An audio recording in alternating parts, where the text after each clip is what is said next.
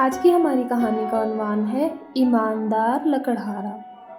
ایک گاؤں میں ایک محنتی اور ایماندار لکڑہارا رہتا تھا۔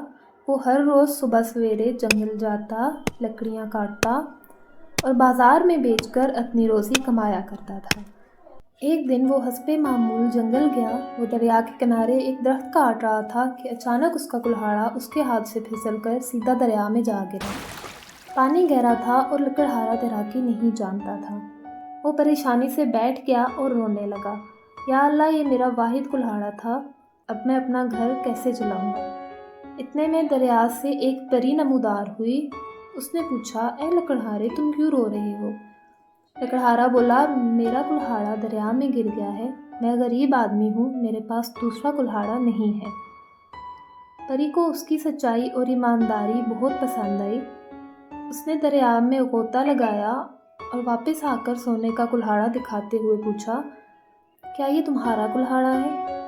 لکڑہارا فوراً بولا، نہیں، یہ میرا نہیں ہے۔ پری نے پھر پانی میں غوطہ لگایا اور چاندی کا کلہاڑا نکال کر پوچھا، کیا یہ تمہارا ہے؟ لکڑہارا پھر بولا، نہیں، یہ بھی میرا نہیں ہے۔ پھر پری نے تیسری بار غوطہ لگایا اور لوہے کا پرانا کلہاڑا نکال کر پوچھا، کیا یہ تمہارا کلہاڑا ہے؟ لکڑہارا خوش ہو کر بولا، جی ہاں، یہی میرا کلہاڑا ہے۔ پری مسکرائی اور بولی، تم بہت ایماندار ہو، تمہاری سچائی سے میں بہت خوش ہوئی۔ یہ لو، تینوں کلہاڑے سونے، چاندی اور لوہے کے سب تمہارے ہیں۔ لکڑہارا حیران بھی ہوا اور خوش بھی۔ اس نے شکریہ ادا کیا اور خوشی خوشی اپنے گھر لوٹ گیا۔